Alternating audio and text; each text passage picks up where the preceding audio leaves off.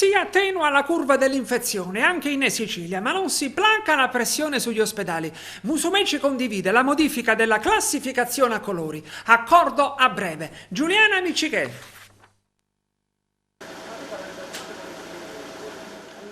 Si riducono i contagi Covid in Sicilia, come confermato dall'Ufficio Statistica del Comune di Palermo, che ha elaborato i dati diffusi dal Dipartimento della Protezione Civile.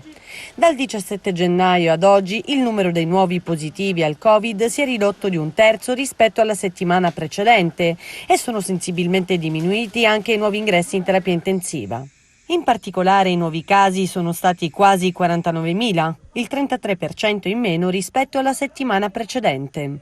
È però aumentato il numero dei decessi segnalati e resta molto alto il numero delle persone complessivamente decedute, 8.214. L'attenzione continua ad essere concentrata sulla pressione negli ospedali e in particolare nei reparti di terapia intensiva. Tiziana Maniscalchi, direttore del pronto soccorso dell'ospedale Cervello, spiega che al momento i 260 posti in terapia intensiva del Cervello sono pieni e per 2/3 si tratta di pazienti non vaccinati. E aggiunge, tuttora arrivano al pronto soccorso del Cervello tantissimi anziani di 80 anni e di 90 anni non vaccinati. Bisognerebbe rivedere questa situazione e cercare di capire come fare per vaccinare i deboli. Sono troppi gli anziani che arrivano da noi non vaccinati e questi purtroppo non hanno spesso una prognosi favorevole. E il presidente della regione, Nello Musumeci, condivide la modifica delle zone a colori auspicata dalla conferenza dei presidenti delle regioni. E afferma: non sempre la classificazione a colori ha creato vantaggi nella lotta al coronavirus. Siamo convinti che debbano essere rivisti i parametri. Questa dei colori ha creato in alcune situazioni motivi di opportuna prevenzione. In Sicilia ho adottato 139 provvedimenti di zona arancione perché vogliamo arrivare in tempo a circoscrivere il contagio. Ma in altre circostanze si è capito come la procedura dei colori non abbia creato vantaggi.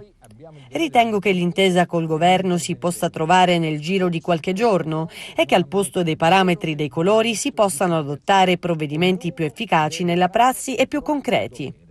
Nel frattempo sono 3.629 i nuovi casi di Covid in Sicilia a fronte di 26.096 tamponi processati. Il tasso di positività è al 13,9%. La regione è all'8° posto in Italia per nuovi contagi giornalieri. Gli attuali positivi sono 214.783 con un aumento di 2.605 casi. I guariti sono 991. Sono 33 le vittime per un totale dei decessi a 8.214. Negli ospedali ricoverati ordinari sono 1.625, 35 in più, e quelli in terapia intensiva sono stabili a 164. Ecco la distribuzione dei nuovi contagiati tra le province. Palermo 578, Catania 940, Messina 574, Siracusa 538, Trapani 191, Ragusa 331, Caltanissetta 258, Agrigento 175 ed Enna 44.